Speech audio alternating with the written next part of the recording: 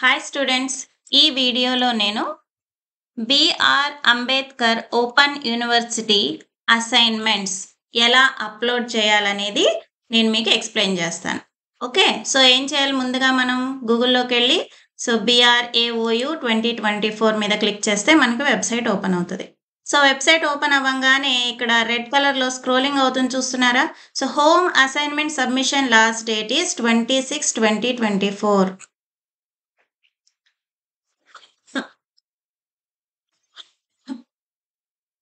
So last date assignment ఎప్పుడు submit చేయాలి?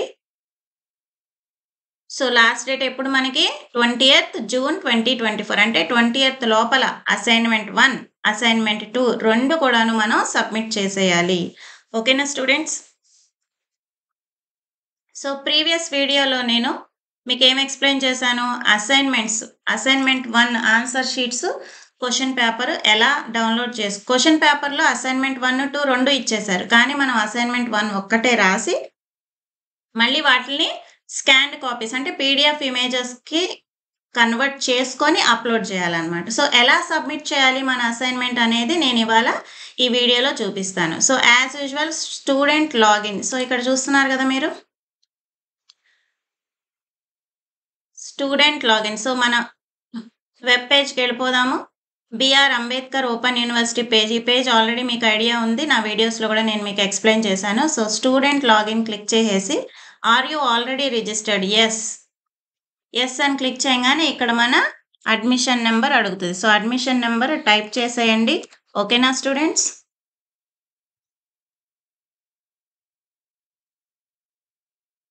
So password ఏదైతే మీరు క్రియేట్ చేసుకున్నారో అది కూడా మీరు ఇచ్చేసేయండి.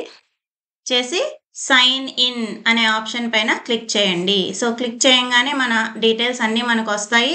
ఇవన్నీ చెక్ చేసుకొని కన్ఫర్మ్ అండ్ ప్రొసీడ్ బటన్ పైన క్లిక్ చేయండి. ఓకేనా? సో క్లిక్ చేయగానే మనకి ఇక్కడ ఏం జరుగుతుంది? సో లెఫ్ట్ సైడ్ ఏమో బ్యాక్ బటన్ ఉంది. బ్యాక్ వెళ్ళాలంటే బ్యాక్ వెళ్ళండి.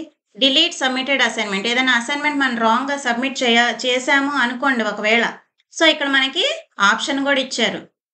సో అది డిలీట్ చేసుకుంటానికి. ఓకేనా? అలాగే లాగౌట్. నెక్స్ట్ కింద మనం ఇవన్నీ నిన్న చూసాం కదా. సో ఇవాళ నేను డిస్క్రీట్ మ్యాథమెటికల్ స్ట్రక్చర్స్ ఎలా సబ్మిట్ చేయాలనేది నేను మీకు ఎక్స్ప్లెయిన్ చేస్తాను. ఓకే, సబ్మిట్ బటన్ ఉంది కదా, అసైన్మెంట్ 1 కింద సబ్మిట్ బటన్. సో ఏ సబ్జెక్ట్ అయితే మీరు సబ్మిట్ చేస్తున్నారో జాగ్రత్తగా ఆ కోడ్ నెంబరు ఆ సబ్జెక్ట్కి దగ్గరే సబ్మిట్ బటన్ని క్లిక్ చేయండి. క్లిక్ చేయగానే మనకు ఆప్షన్స్తో పాటు మన డీటెయిల్స్తో పాటు చూస్ ఫైల్ అని వస్తుంది. మనం ఏదైతే ఫైల్ క్రియేట్ చేసుకున్నామో, అంటే మనం ఇప్పుడు 10 to 11 పేజెస్ రాసామనుకోండి, ఆ పేజెస్ అన్నీ పీడిఎఫ్ ఫార్మేట్లో ఉండాలి. అంటే ఇండివిజువల్ పేజెస్ అయితే మనకు అప్లోడ్ అవ్వవు. సో అన్నీ కలిపి ఒక పీడిఎఫ్ ఫార్మేట్లో కన్వర్ట్ చేసుకొని మనం ఇక్కడ అప్లోడ్ చేయాలి. అర్థమైందా స్టూడెంట్స్? సో మనం ఇప్పుడు ఫోన్లో కానీ ఫోటో తీసుకుంటాం లేదా స్కాన్ చేయించుకుంటాం బయటకు వెళ్ళి. ఓకేనా? సో అవి జేపీజీ ఇమేజెస్ అయి ఉన్నాయి అనుకోండి. సో డైరెక్ట్గా మనకి ఇక్కడ ఆప్షన్ కూడా ఇచ్చారు, please click here to convert JPG files to PDF.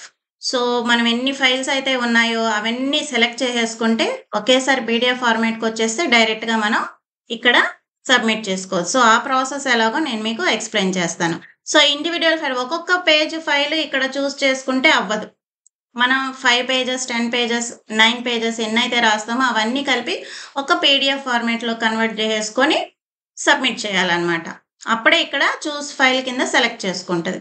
తర్వాత ఇక్కడ ఒక నోట్ ఇచ్చారు చూడండి, upload assignment in PDF format and file should not be more than 20 MB. So మనం పీడిఎఫ్ ఫార్మేట్ ఫైల్ అన్ని పేజెస్ కలిపి ఒక పీడిఎఫ్ ఫార్మేట్ చేసుకుంటాం కదా, అది 20 MB కంటే ఎక్కువగా ఉండకూడదు అంటున్నారు. ఎక్కువైతే ఇక్కడ తీసుకోదు మనకి. ఓకేనా?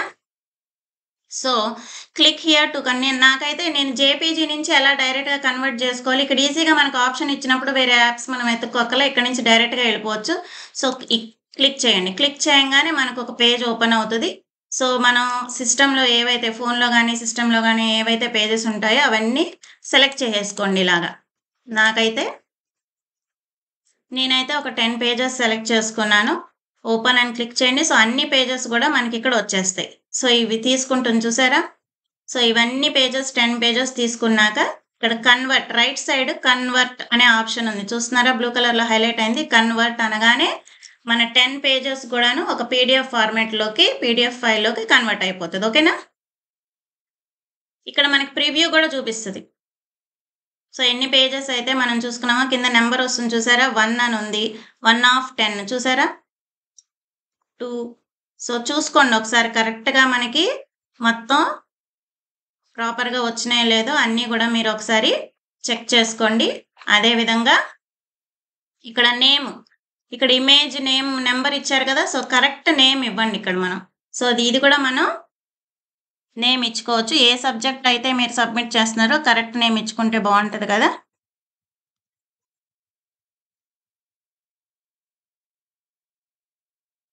So, discrete mathematical structures assignment 1 సంబంధించిన పీడీఎఫ్ అన్నమాట ఇది. సో, నేమ్ కూడా మనం చేసేసుకున్నాం. సో, ఇప్పుడు ఇదేం చేయాలి మనం మన సిస్టమ్‌లోకి డౌన్‌లోడ్ చేసుకొని మళ్ళీ మన అసైన్‌మెంట్ అప్‌లోడ్ చేసుకుందాం. ఓకేనా?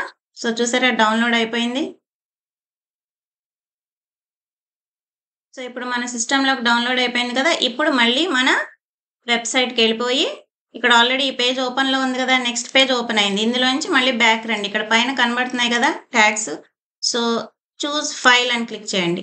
చూస్ ఫైల్ అని క్లిక్ చేయంగానే మన డౌన్‌లోడ్స్‌లోకెళ్తే మనం ఏమైతే డౌన్‌లోడ్ చేసుకున్నామో అది ఉంటది కదా! సో, దానిపైన క్లిక్ చేసేసి ఓపెన్ అనే బటన్ పైన క్లిక్ చేయండి. సో, ఇక్కడ వచ్చేసింది కదా! అసైన్‌మెంట్ పీడీఎఫ్ అంటే 10 పేజెస్ ఇందులో వచ్చేసాయన్నమాట ఇప్పుడు మనకి. ఓకేనా? రైట్ సైడ్ అప్‌లోడ్ బటన్ ఉంది కదా! Click on the upload button. Okay. Upload button దగ్గర క్లిక్ చేసేయండి. సో, క్లిక్ చేయంగానే మనకి ఏం ఆప్షన్ వస్తదో చూద్దాం ఒకసారి. ఓకేనా? సో, మన ఇన్ఫర్మేషన్‌తో పాటు ఏమడుగుతున్నారు?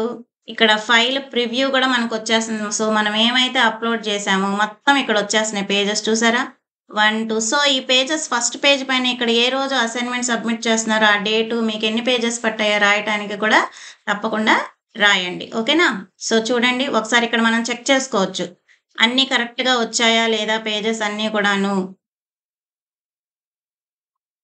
సో, అన్నీ చెక్ చేసుకొని ఓకే అనుకుంటే కిందే మనకి ఏమిచ్చారు? సబ్మిట్ అసైన్‌మెంట్ బ్లూ కలర్‌లో హైలైట్ అవుతుంది చూస్తారా? సబ్మిట్ అసైన్‌మెంట్ అని క్లిక్ చేయండి. సో, ఇక్కడ ఒక ప్రాంప్ట్ వచ్చింది. ఏంటి చదవండి? Dear candidate click on okay button to confirm. Click on cancel button to re-upload to correct PDF file. Once confirmed submit of PDF file will be disabled. So, ఇక్కడ ఏమంటున్నారు మనకి? ఇక్కడ ప్రివ్యూ చూసుకున్నారు కదా! అన్నీ ఓకే అయితే ఇక్కడ ఓకే క్లిక్ చేయండి. లేదా ఏదైనా పేజ్ తప్పుగా మనం అప్‌లోడ్ చేసేసాము అనుకుంటే క్యాన్సిల్ నొక్కేసి మళ్ళీ బ్యాక్‌కి వెళ్ళి కరెక్షన్ చేసుకోండి. ఓకేనా? So, click on the okay button. Dear candidate you have successfully uploaded assignment. So, అక్కడ ఒకటొచ్చింది. మళ్ళీ సబ్మిట్ అసైన్‌మెంట్ డిజేబుల్ అయిపోతదనమాట. మళ్ళీ మనం మీరు తప్పు పేజెస్ అప్‌లోడ్ చేసుకున్నారనుకోండి, ప్రివ్యూలో సరిగ్గా చూసుకోలేదనుకోండి, ఏదైనా ఒక పేజు వేరే సబ్జెక్ట్‌తో వచ్చేసిందనుకోండి, మీరది చూసుకోకుండా సబ్మిట్ నొక్కేస్తే ఏమవుతది? ఆ రాంగ్ పేజ్ ఎళ్ళిపోయిద్ది. మళ్ళీ సబ్మిట్ చేయటానికి అవకాశం ఉండదనమాట. ఓకేనా? సో, అది జాగ్రత్తగా చేయండి. Dear candidate you have successfully uploaded assignment. So, click on the okay button. So, okay button click అవ్వంగానే ఏమైంది చూడండి.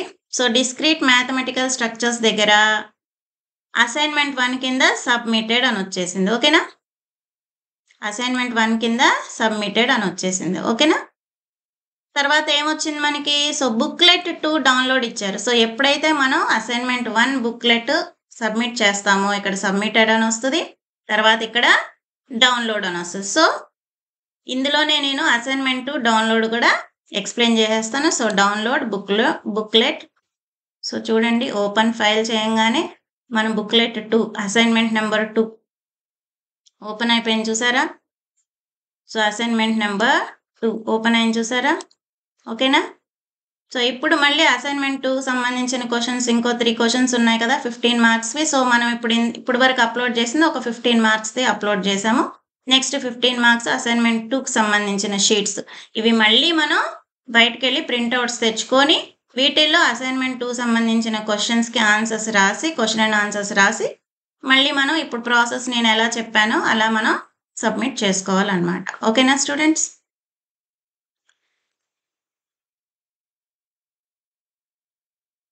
నెక్స్ట్ ఇట్లా పైకొస్తే డిలీట్ సబ్మిటెడ్ అసైన్‌మెంట్ ఏదన్నా ఏదైనా తప్పుగా సబ్మిట్ చేస్తే డిలీట్ ఆప్షన్ గూడా ఇచ్చారు. సో, ఇవన్నీ ఎందుకు ముందుగానే మనం అన్నీ చెక్ చేసుకుంటా కూడా మంచి మంచి ఆప్షన్స్ ఇచ్చారు గాబట్టి, అన్నీ కరెక్ట్‌గా చెక్ చేసుకొని సబ్మిట్ చేయండి. సో, ఈ వీడియో మీకు నిజంగానే చాలా యూజ్‌ఫుల్ అయిందని అనుకుంటాను. అందరికీ గూడా మీ ఫ్రెండ్స్ అందరికి గూడా దీన్ని తప్పకుండా షేర్ చేయండి, లైక్ చేయండి, సబ్స్క్రైబ్ చేయండి. ఇప్పటి వరకు ఎవరైతే సబ్స్క్రైబ్ చేసుకోలేదో నా ఛానల్‌కి please subscribe. Thank you students. So, ఇక్కడ లాగౌట్ ఉంది. అంతా అయిపోయినాక మనం లాగౌట్ అయిపోవచ్చనమాట. ఓకేనా స్టూడెంట్స్?